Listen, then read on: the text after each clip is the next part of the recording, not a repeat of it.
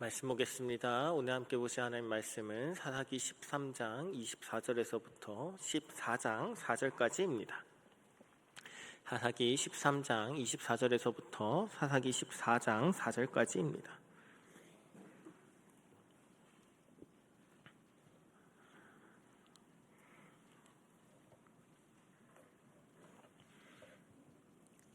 구약성경 386조입니다. 다 찾으신 줄 알고 한 절씩 교독하도록 하겠습니다.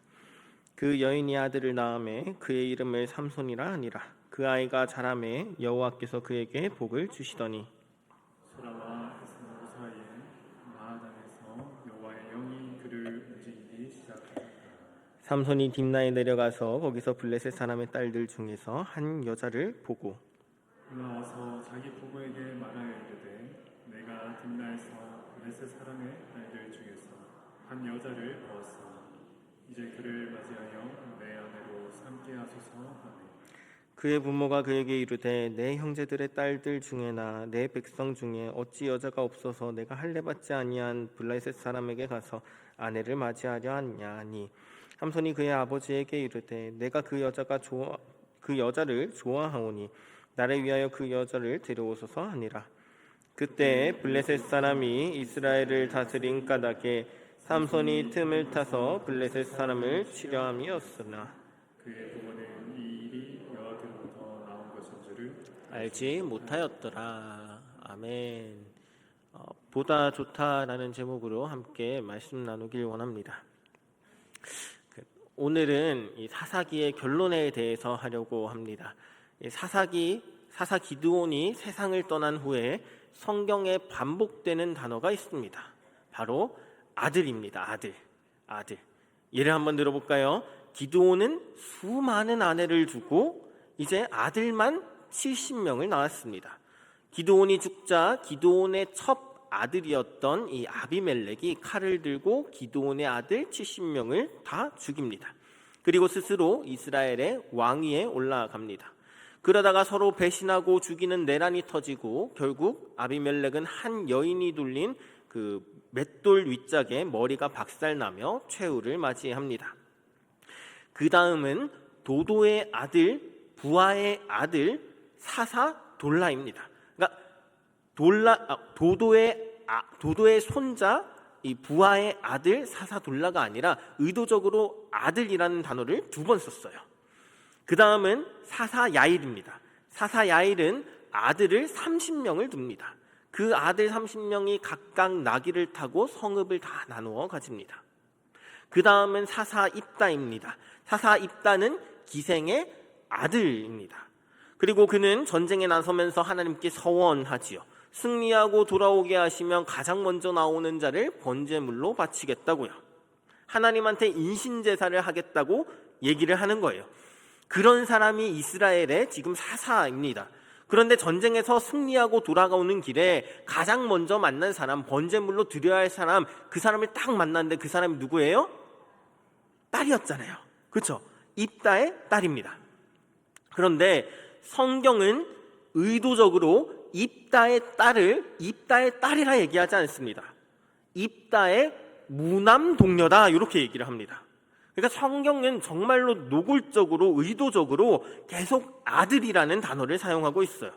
그 다음은 사사 입산입니다. 그는 아들 30명, 딸 30명을 낳고 딸 30명은 바깥에 이제 시집을 보내고 밖에서 며느리 30명을 데리고 와서 아들 30명과 맺어줍니다. 자식들을 다 정략 결혼을 시키는 거죠.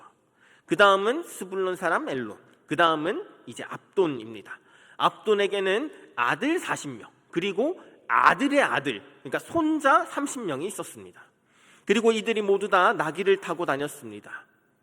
하나님은 이스라엘을 압제에서 건져내려고 이들에게 능력을 주시고 사사로 세우셨는데 정작 이 사사들의 관심은 누구에게 있어요?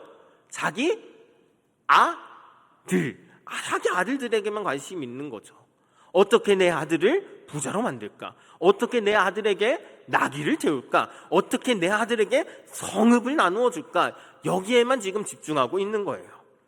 그런데 사사기 13장 1절은 이렇게 표현합니다. 개역개정에는 이스라엘의 자손 이렇게 표현되어 있지만 이 원어에 가깝게 표현하면 어떻게 되냐면 이스라엘의 아들들 이렇게 됩니다. 이스라엘의 아들들이 여호와의 눈앞에서 거슬리는 일을 하였다. 그러니까 이스라엘의 아들들인 거죠. 모두가 아들을 위해서 부와 권력을 쌓아 올리는 시기, 그 시기에 지금 시대와는 전혀 맞지 않는 한 사람이 등장합니다. 텅 빈 가정이 등장해요. 바로 단지파 소라 땅에 살던 마노아라는 사람의 가정입니다. 마노아의 아내는 잉태하지 못하여 출산을 하지 못하는 상태입니다. 남들은 아들을 수십 명씩 낳아서 나귀를 태우고 떵떵거리며 권력을 누리는데, 그런데 이 가정에는 대를 이을 누가 없어요? 아들이 없는 거예요. 저희 집에는 아들이 있습니다. 이름은 김준구입니다. 근데 준구에게는 말 못할 비밀이 하나 있습니다. 믿으실지는 모르겠지만 놀랍게도 준구는 저를 닮았습니다. 사진 하나 보여주세요. 놀랍지 않습니까? 네, 아들은 아빠를 닮습니다. 그렇죠?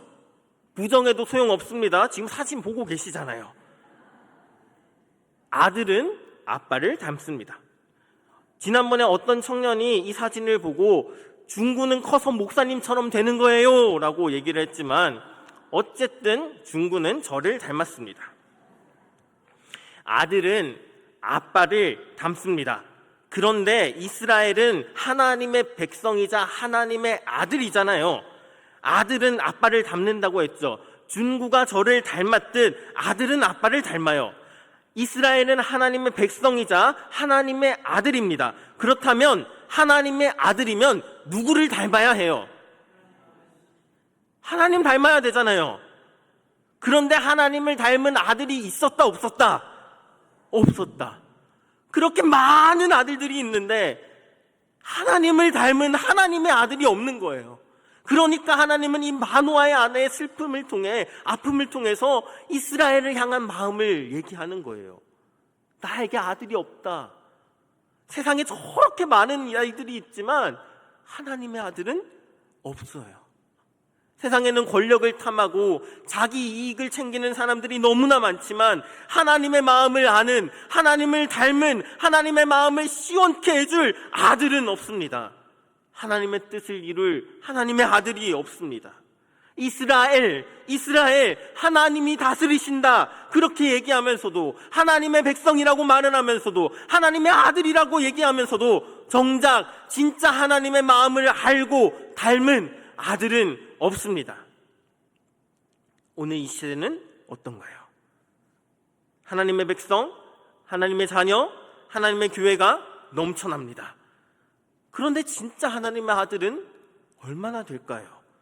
지금까지 저와 함께 기드온의 이 사사기의 서론, 기드온, 에필로그, 그리고 오늘 설교까지 총 4번에 걸쳐서 지금 사사기 전체를 다루고 있습니다. 그런데 사사기를 함께 살펴보며 제가 가장 많이 들었던 말은 사사시대가 마치 오늘 같아요, 오늘 우리 시대 같아요 입니다. 오늘 우리는 어떻습니까?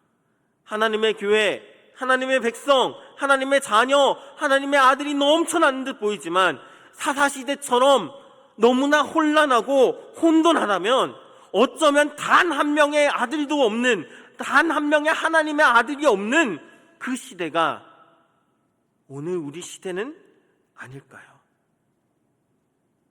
하나님은 지금 아들을 낳지 못해 고통받고 있는 불임의 가정에 찾아오셔서 이스라엘 백성을 향한 애통한 마음을 얘기합니다. 너에게만 아들이 없는 게 아니다. 나에게도 아들이 없구나. 그래서 하나님은 마노아의 아내에게 천사를 보내서 아들을 약속하는 거예요. 그리고 이 태어날 아이를 어머니의 태에서부터 죽는 날까지 하나님께 온전히 바쳐진 나실린으로 그렇게 부릅니다. 하나님이 삼손을 나실린으로 부른 명확한 이유가 있습니다. 나실린의 규례대로 포도주를 마시지 않고 시체를 만지지 않으며 머리카락을 자르는 행위 그 자체가 중요한 게 아니에요. 이스라엘 백성 모두가 이방인이랑 섞여 살면서 영적으로 타락할 때 삼손만큼은 하나님의 아들로 철저하게 구별된 삶을 살라는 뜻입니다. 너는 하나님의 아들이다. 네 평생에 이 나시린 규칙을 지키면서 네가 하나님의 아들이라는 그 사실을 기억해라. 이 마음으로 삼손을 나시린으로 부르는 거예요. 그리스도인이 되면 할 수 없는 것들이 생깁니다. 그리스도인으로서 도저히 할 수 없는 것들이 생깁니다. 그런데 이건 그리스도인의 정체성입니다. 우리의 모든 가치관 속에서, 모든 생활 안에서 정치, 문화, 경제, 사회, 재정 모든 측면에서 이러한 것들이 생깁니다. 예를 들면 제 친구 아버지는 고등학교 수학 교사였습니다. 제가 고등학생 때 이 친구 아버지께서 말씀해 주셨던 게 있어요. 학기가 시작되기 직전에 학교에 손님이 찾아온다고 합니다. 저희 참고서를 사용해 주시면 얼마를 드리겠습니다. 수련회 기간이 다가오면 숙소나 식당 같은 데서 우리 식당에 오시면, 우리 숙소를 선택하시면 얼마를 드리겠습니다. 요즘은 시대가 바뀌어서 이러면 큰일 나지요. 15년 전 친구 아버지께서 말씀하신 그런 똑같은 선택의 문제는 분명히 없을 거예요. 그런데 이러한 비슷한 삶의 영역들에서 이와 같은 문제들이 동시다발적으로 우리에게 있다고요. 정치, 경제, 문화, 사회, 재정, 그 속에서 내가 그리스도인이기 때문에 도저히 할 수 없는 것들이 생깁니다.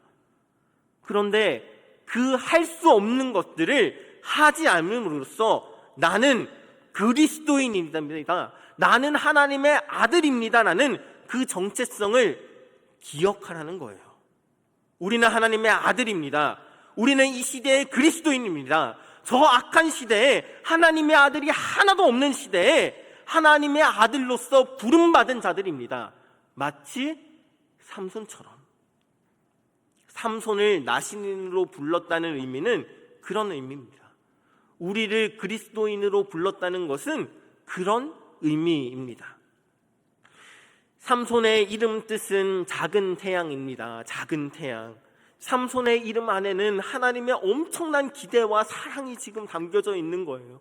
모두가 자기 욕심만 채우면서 살아가는 이 캄캄한 시대에 네가 나의 참된 아들로서 작은 태양으로서 살아다오. 이 어둠을 찢고 진리의 빛을 비추며 살아가다오. 삼손에게는 이 하나님의 기대가 담겨져 있어요. 삼손에게는 이 하나님의 능력이 담겨져 있어요. 이 악한 시대에 대안이 되어달라는 하나님의 소망이 담겨져 있습니다. 하나님의 아들이자 작은 태양으로서 기대를 받고 자라난 삼손. 안타깝게도 삼손은 빛을 비추기는커녕 당시 이스라엘 백성들과 완벽히 똑같이 살아갑니다. 당시 이스라엘 백성들은 하나님의 말씀이라는 기준을 버리고 철저하게 자기 소견에 옳은 대로 살았습니다. 소견이라는 단어는 히브리어 원어로는 눈 안에라는 뜻을 가집니다. 그러니까 이 소견이라는 단어는 굉장히 잘 번역한 거죠. 소견이라는 말은 본 바를 보고 가지게 되는 생각대로, 내가 본 대로 생각대로 한다는 뜻입니다. 그러니까 삼손이 이스라엘 백성들처럼 자기 소견에 옳은 대로 사는 겁니다. 삼손 이야기 전반부에서 중요한 내용이 아들이었다면 삼손의 인생 전체를 관통하는 단어는 보다입니다. 보다. 내 눈에 보기가 좋은지 좋지 않은지, 이게 삼손의 인생의 기준이 되어서 삼손의 인생을 이끌어 갑니다. 삼손이 청년이 되어서 이 딥나로 내려갑니다. 거기서 블레셋 사람의 딸 중 한 여자를 봅니다. 그리고 나서 부모님께 와서 내가 딥나에 갔다가 블레셋 처녀 한 사람을 보았습니다. 그리고 당당하게 이 여인을 아내로 맡게 해달라고 요구합니다. 할례받지 않은 이방인과 결혼은 하나님의 율법을 정면으로 어기는 것이므로 부모가 크게 호통을 치며 말립니다.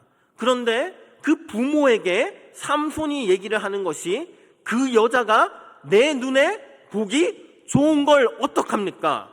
그냥 데려오십시오. 이렇게 얘기하는 거죠.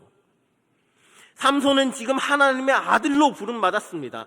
하나님을 닮고 하나님을 사랑하고 하나님의 뜻을 이 땅에 펼칠 하나님의 아들입니다. 하나님의 시선으로 세상을 바라보고 하나님 눈에 보기 좋은 삶을 살아야 마땅합니다. 그런데 삼손은 지금 뭘 하고 있어요? 철저하게 내 눈에 보기 좋은 대로, 내 눈에 보기 좋은 대로 자기 욕망을 따라서 살아갑니다. 창세기 에덴 동산에서 하와가 뱀의 유혹을 받고 선악과를 보았습니다. 그런데 그 선악과가 보기에 좋았습니다. 보암직했습니다. 하나님이 절대로 먹지 말라고 분명히 규준을 주셨지만 내 눈에 보기 좋으니 선악과를 따먹었습니다.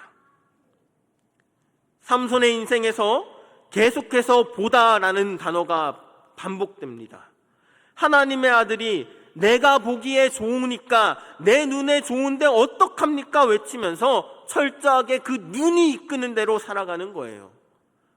우리의 삶은 무엇을 보고 있습니까? 우리의 일주일은 무엇을 보면서 살아가고 있습니까? 내 눈에 보기 좋은 대로 살아가고 있지는 않습니까? 삼손의 삶은 끊임없이 내 눈에 보기 좋은 것을 따라갑니다. 결혼을 위해서 딥나로 내려가는 길에 사자를 보고 맨손으로 찢어 죽입니다. 그런데 며칠 뒤에 다시 그 길을 지날 때 자기가 죽인 사자의 주검 안에 벌떼가 꿀을 만들어 놓은 것을 보았습니다. 나시리는 절대로 죽은 시체를 가까이 하거나 만져서는 안 됩니다. 그런데 그 삼손은 그 꿀을 뭐 했다고요? 보았다고요. 그 꿀을 봅니다. 그리고 주저없이 손을 뻗어서 죽은 사체에서 꿀을 떠서 걸어가며 먹습니다. 삼손은 하나님이 주신 능력을 내 눈에 보기 좋은 일에 계속해서 낭비합니다. 블레셋 여인과의 결혼잔치에서 이제 수수께끼를 내는 것이죠. 아무도 못 맞출 것이라고 자신하면서 내가 맞추면 배 30옷과 배옷 30벌과 겉옷 30벌을 주겠다고 얘기를 합니다. 그 수수께끼는 이런 거예요. 먹는 자에게서 먹는 것이 나오고 강한 자에게서 단 것이 나왔다. 아까 조금 전에 사자에게서 꿀이 나왔잖아요. 그걸 생각하면서 만든 수수께끼죠. 블레셋은 도저히 맞출 수가 없어서 수수께끼를 맞추기 위해서 삼손의 아내를 협박하고 삼손은 결국 아내의 유혹에 넘어가서 블레셋 사람들이 이 수수께끼를 맞춥니다. 블레셋 사람들은 조롱하지요. 꿀보다 단 것이 어디에 있고 사자보다 힘센 것이 어디 있느냐.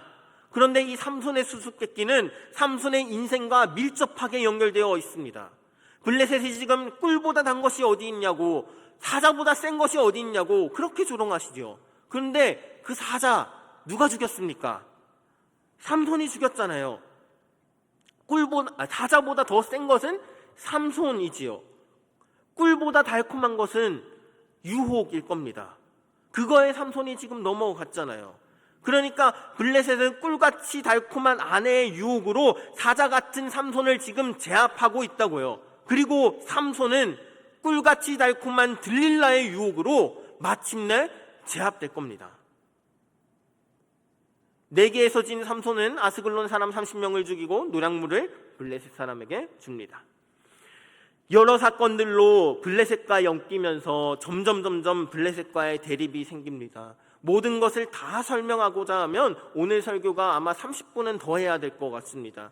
그러니 중간 과정을 꼭 한번 읽어보셔요. 읽어보시면 알겠지만 사사의 전쟁이라기보다는 내 감정이 상하고 내 자존심이 짓밟히고 내 눈에 거슬리는 상황에 대해서 사사롭고 감정적으로 쏟아내는 개인적인 분풀이요 복수극에 가깝습니다. 삼손은 계속해서 내 눈에 보기 좋은 대로 정욕과 분노가 이끄는 대로 그렇게 살아갑니다.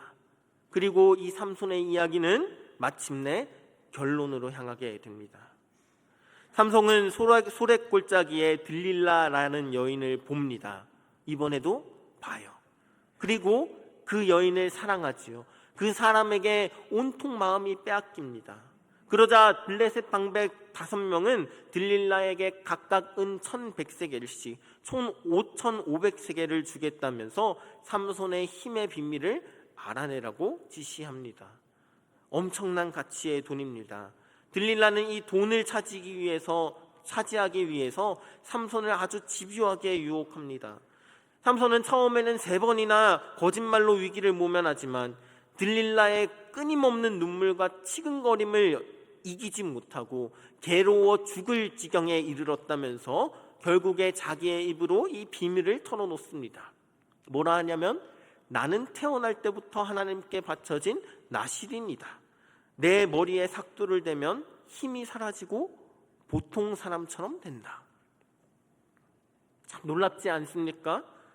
저는 지금까지 삼손이 너무나 개판으로 살고 있어서 나실인이라는 사실을 까먹은 줄 알았습니다. 나실인인데도 규칙을 지금 다 어겼잖아요. 포도주 마셨잖아요. 시체도 만졌잖아요. 그때는 아무 일도 없었잖아요. 만일 나실인이기에 이 힘이 있다면 포도주를 마시고 시체를 만졌을 때, 자기 보기에 좋은 대로 행했을 때 이미 삼손의 힘은 없어져야 합니다. 그러니까 삼손의 힘은 머리카락에서 나오는 것이 아니죠. 머리카락에서 나오는 마법 같은 힘이 아닌 거죠. 머리카락은 그가 하나님께 구별된 나실인 하나님의 아들이라는 사실을 매일매일 증명하는 거룩한 표식이었습니다. 그 악한 세상에서 하나님의 아들로서 구별되라는 장치입니다. 그리스도인이, 교회가 세상에 구별되었다는 것을 증명하는 것이 있습니다. 그런데 눈에 보기에 좋은 대로 살다가 그 정체성을 모두 다 잃어버리는 거예요. 그렇게 이스라엘을 구원하라는, 세상을 구원하라는 그 정체성은 잊어버리고 하나님이 주신 힘과 능력, 재능 모두 다 잃어버리는 것이죠. 그렇게 삼손은 자다가 자기도 모르게 들릴라에게 머리를 밀립니다. 그리고 잠에서 깬 삼손은 아주 무서운 말을 합니다. 내가 전과 같이 나가서 힘을 떨치리라. 이전과 같이 내가 하겠다고 장담합니다. 그런데 성경은 한마디를 딱 덧붙이는 거예요. 여호와가 자기를 떠나신 줄 깨닫지 못하였더라.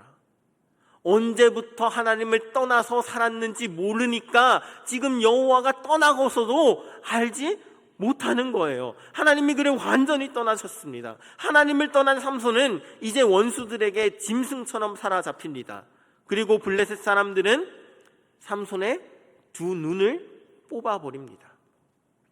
내 눈에 보기 좋은 대로 살던 삼손, 딥나 여인을 보고, 창녀를 보고, 들릴라를 보고, 사자의 몸에서 꿀을 보고, 내 눈에 보기 좋은 대로 매일매일 하나님보다 내 눈에 좋은 것을 선택하며 살았습니다. 하나님의 시선을 외면하고 내 눈의 정욕만 따라 살았습니다. 그리고 이제 그 눈이 뽑히는 거예요. 내 눈에 좋은 대로 살아간 인생의 끝은 어둠입니다. 2 눈을 뽑힌 삼손은 노사슬에 묶인 채 가사의 감옥으로 끌려가서 연자맷돌을 돌립니다. 어두운 세상을 비추라고 작은 태양으로 부름받았는데 그 하나님의 아들이 눈먼 나귀같이 짐승처럼 어둠 속에서 맷돌을 돌리는 노예가 됩니다. 내 눈에 보기 좋은 대로 쫓아당한 결과가 결국 어둠입니다. 그리고 평생 내 눈에 보기 좋은 대로 살던 삼손은 이제 2 눈을 잃어버리고 더 이상 자기가 좋은 대로, 보기 좋은 대로 살 수가 없게 됩니다. 그제야 비로소 눈에 보이지 않던 하나님을 봅니다. 시력을 잃은 그 깜깜하고 절망적인 어둠 속에서 마침내 살아계신 하나님을 찾습니다. 시간이 흘러서 블레셋 방백과 백성들은 자기들의 우상 다곤 신전에 모여서 거대한 축제를 벌입니다. 우리의 신이 우리의 원수 삼손을 우리의 손에 넘겨주셨다며 환호합니다. 맷돌을 굴리던 삼손을 감옥에 끌어내서 신전 가운데 세워놓고 제주를 부리게 하면서 그렇게 비웃고 희롱합니다. 신전 지붕에만 무려 3,000명이 넘는 사람들이 모여서 삼손을 조롱하고 있습니다. 비참한 조롱거리가 된 삼손은 자신을 안내하는 소녀에게 부탁하여 신전을 떠받치는 기둥 중앙에 섭니다. 그리고 그곳에서 자신의 마지막 기도를 하나님께 얘기하는 거죠. 주 여호와여 구하옵나니 나를 생각하소서. 하나님이여 구하옵나니 이번만 나를 강하게 하사 나의 두 눈을 뺀 블레셋 사람에게 원수를 단번에 갚게 하소서. 제멋대로 살던 사람 삼손이 이제 드디어 하나님을 찾는 거예요. 그런데 한번 생각해 볼까요? 아주 멋있게 보이지만 결국 삼손이 구하는 것은 마지막까지 나입니다. 나를 생각하소서, 나를 강하게 하소서, 내 눈을 뺀 내 원수를 갚게 하소서. 그러니까 삼손은 지금 자기 목숨이 끊어지는 그 마지막 순간에도 철저하게 자기 좋은 대로 생각하는 사람입니다. 이때다 싶어서 자기 목숨과 블레셋의 목숨을 바꾸려는 거죠. 자기가 당한 수치와 고통에 대한 분풀이와 복수를 위해서 마지막 능력을 달라고 부르짖습니다. 삼손은 태어날 순간부터 세상을 떠나는 마지막 순간까지 철저하게 이기적이고 제멋대로 살아갑니다. 그럼에도 불구하고 하나님은 그 삼손의 제멋대로인 인생, 제멋대로인 기도, 그 삼손의 이기적인 마지막까지 내치지 않으시고 삼손이 몸을 굽혀 두 기둥을 힘껏 끌어안자 거대한 다곤 신전이 굉음과 함께 무너져 내립니다. 그렇게 삼손이 이 블레셋 방백들과 3,000명의 사람들과 무너진 신전 잔해에 깔려서 모두 죽음을 맞이하게 됩니다. 삼손이 죽을 때 죽인 자보다 이 살았을 때 죽인 자보다 더욱 많았다고, 그렇게 성경은 삼손의 이야기를 마무리합니다.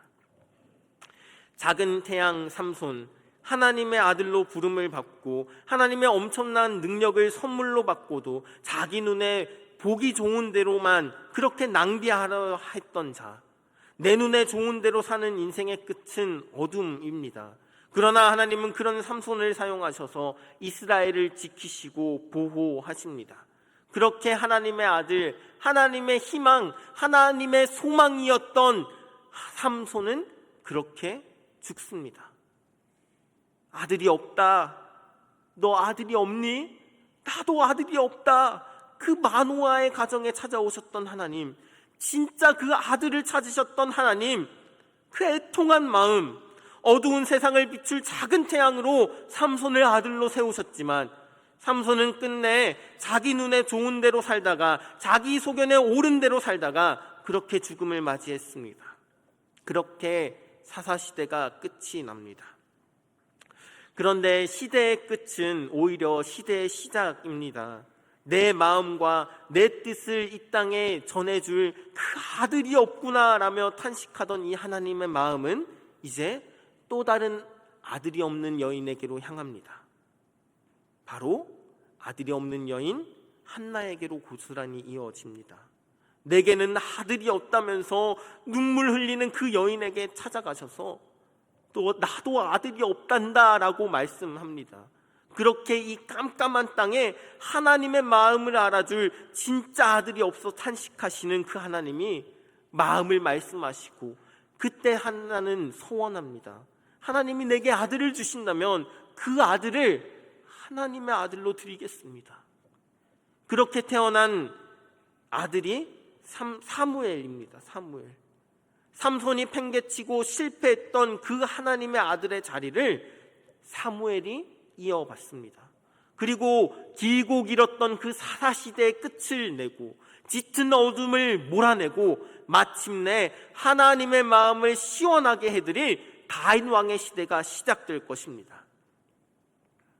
우리는 예수 그리스도의 십자가로 은혜를 받아서 우리 모두 하나님의 아들과 딸들로 부름받았습니다. 우리 모두가 이 시대의 삼손, 이 시대의 작은 태양입니다. 우리는 세상 사람들처럼 내 눈에 보기에 좋은 대로 살아갈 때가 너무나 많습니다. 나의 기쁨과 나의 유익과 나의 자존심을 위해서 내게 주신 직분과 능력을 사용하곤 합니다. 내 눈에 보기 좋은 것, 달콤한 것만 쫓아가는 인생, 그 인생의 결말은 결국 어둠입니다. 우리는 어떠합니까? 하나님을 알고 하나님을 사랑하고 하나님의 마음으로 살아가는 그 하나님의 아들로서 살아가고 있습니까? 아니면 사사시대 사람들처럼 삼손처럼 내 눈에 좋은 대로 살아가고 있습니까? 내 눈에 보기에 좋은 길, 넓고 편한 좋은 길이 아니라 비록 좁고 험할지라도 하나님이 보기에 좋은 길, 생명이 흐르는 그 말씀의 길을 선택하는 하나님의 마음을 시원케 하는 하나님의 아들, 작은 태양으로서 살아가는 진량제일교회 성도 되길 주님의 이름으로 축원합니다. 기도하겠습니다. 사랑이 많으신 하나님 아버지, 참 감사합니다.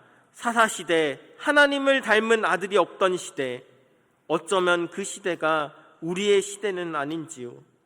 하나님의 자녀라고 하면서도 내 욕망과 내 소견대로 살고 있진 않은지 다시 한번 점검합니다. 내 눈에 즐거운 길이 아니라 하나님 뜻에 합당한 길을 걷길 원합니다. 오늘도 하나님의 아들로서, 딸로서 정체성을 지키며 작은 태양으로서 이 땅을 살아가게 하여 주시옵소서. 예수 그리스도의 이름으로 기도드리옵나이다.